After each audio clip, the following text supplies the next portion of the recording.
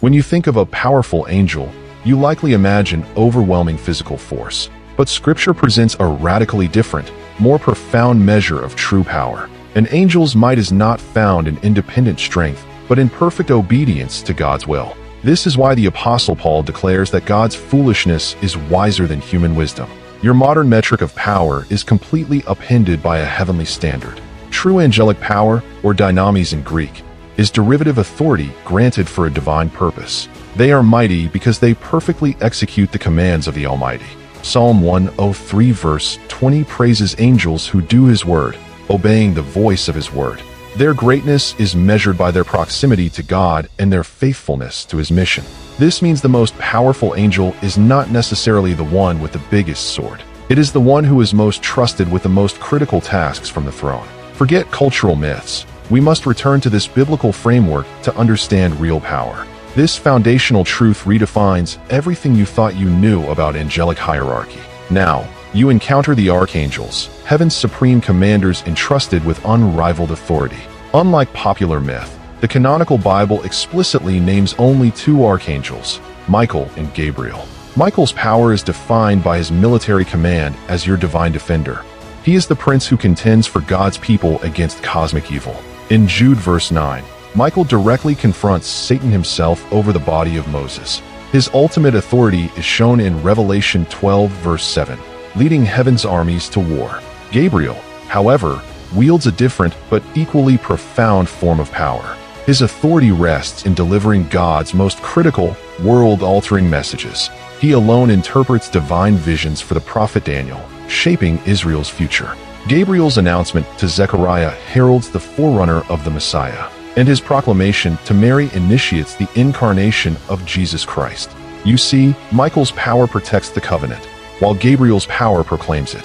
Their assignments reveal that true angelic power is measured by divine commission. But now, you ascend beyond commanders to the very throne room itself. Here, you encounter the Seraphim, beings of pure, consuming fire. Their power is not military. It's the power of purifying holiness. As they cry, "Holy, holy, holy," their proclamation shakes the temple foundations. And when a seraph touches your lips with heaven's coal, your sin is purged. This is the power that prepares a mortal to stand before God. Then you meet the cherubim, the throne's formidable guardians. Their power is defined by exclusion, protecting sacred space from profanation. They are not cute infants. They are the fierce gatekeepers of God's presence. From Eden's gate to the Ark of the Covenant, their presence marks absolute holiness. Ezekiel's vision reveals them as the living chassis of God's mobile throne. Their power flows from an unbroken, direct connection to God's glory. You see, the ultimate power is not force, but proximity to the divine source. Now, with this breathtaking view of God's heavenly host, you must learn to separate biblical truth from popular myth. Extra-biblical traditions often name powerful angels like Raphael or Uriel, but Scripture remains silent. Even the popular image of a pre-fall angel named Lucifer is built more on inference than direct biblical revelation. Your safeguard is always a rigorous return to the biblical text itself. Colossians 2 verse 18 explicitly warns against the worship of angels, which detracts from the supremacy of Christ. Even the Apostle John was corrected when he fell down to worship an angel in Revelation 22 verses 8 to 9. The angel's command was clear: worship God, because these mighty beings are fellow servants. Your focus, then, must shift from the servants to the Master, the Lord of hosts. Find your security not in seeking angelic encounters, but in the stunning truth of Hebrews 1 verse 14.